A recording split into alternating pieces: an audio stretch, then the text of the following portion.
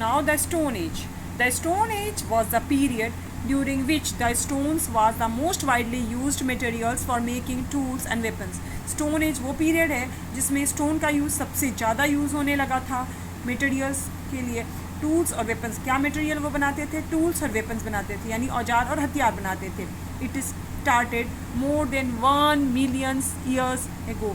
ये कब शुरू हुआ था? करीब करीब 1 मिलियन ईयर्स एगो की बात है. When the first tool using ancestors of the modern man appeared. ऐसा तब हुआ जब पहला हमारे पूर्वज जो थे पृथ्वी में आए थे. The stone as covered the longest period. Stone as longest period को कवर करता है of man existence on earth.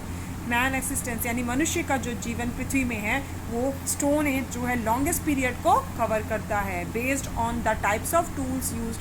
और ये कि किस इस बात पर निर्भर करता है कि किस किस तरह के टूल्स यूज़ किए जा रहे थे.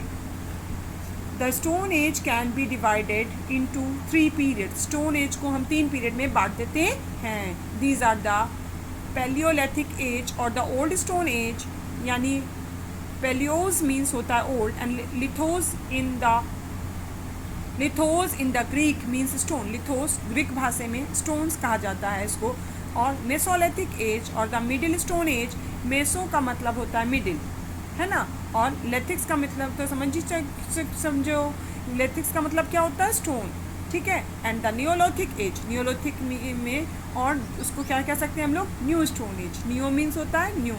Apart from the stones man used bones. इसके अलावा मनुष्य क्या यूज़ करता था? They use the bones. Wood, bone means हड्डी होता है, वुड मीन्स लकड़ी होता है. एंड द एनिमल्स हॉर्न्स, और जानवरों के सिंग का यूज़ करता था.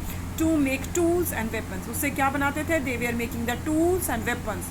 इन this chapter you will learn about the life of the palaeolithic mans. इस चैप्टर में आप पैलियोलिथिक मैन्स के बारे में पढ़ने जा रहे हैं. अब आ गया पैलियोलिथिक एज. पैलियोलिथिक एज क्या होता है? The Palaeolithic age was the longest part of the stone age. मैंने कहा स्टोन एज को 3 पार्ट में डिवाइड किया मैंने. पैलियोलिथिक एज, उसके बाद बताया था मेसोलिथिक एज एंड लास्टली हमने बताया नियोलिथिक एज. अब हम पैलियोलिथिक एज जो था वो that is the longest part, सबसे लंबा पार्ट होता है स्टोन एज का. It can be further divided into the 3 periods. इसको 3 पीरियड्स में बांट सकते हैं. द लोअर और द अर्ली पैलियोलिथिक, इसको बोलते हैं लोअर या फिर अर्ली पैलियोलिथिक. उसके बाद आया मिडिल पैलियोलिथिक, उसके बाद आया अपर और the late Palaeolithic. The name of this periods are based on the depth at which remains belongs to this period have been found. अब क्या है इसका डेप्थ आप इसी के बाद जो है इसके इसी टाइम के हिसाब से लगा सकते हैं. Remains of the past are usually buried under soil. समय के साथ साथ क्या हुआ? ये मट्टी के नीचे चले गए. और मट्टी के नीचे जितने जो नीचे थे हमने उस हिसाब से लगाया कि सबसे पहले वाला जो होगा लोअर यानी अर्ली पैलियोलिथिक था, उसके बाद आया होगा मिडिल वाला और सबसे लास्ट में आया होगा लेटर वाला अपर में. ठीक है, इस तरह से हम लोगों ने अंदाज़ा लगाया कि कौन से समय में क्या हुआ होगा. इसके अलावा डिकेइंग वेजिटेबल्स एंड गार्बेजेस, और उसके अलावा हम लोग को जो है वेजिटेबल्स भी मिले, सड़े गले, और गार्बेजेस भी मिले.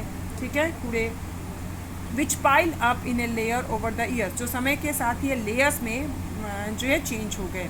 Hence when archaeologist dig the ground, जब आर्कियोलॉजिस्ट ने ये इसको ज़मीन को खोदना शुरू किया, they usually find remains of the early period at the lower level and remains of the later period at the higher level. इस तरह से उन्होंने जो है अर्लियर पीरियड को लोअर लेवल में पाया और जो द लेटर पीरियड्स को हायर लेवल में पाया. माने डिफरेंट परत, सबसे नीचे वाला परत जो होगा, सबसे अंदर के परत जो थी, इसका मतलब है वो पहले वाली बात होगी, यानी लोअर अर्ली पैलियोलिथिक है. उसके बाद आया होगा मिडिल वाला, उसके बाद वाला, और सबसे ऊपर में जो हम लोग को परत मिला दैट इज़ द अपर और the later Palaeolithic. Okay, thank you.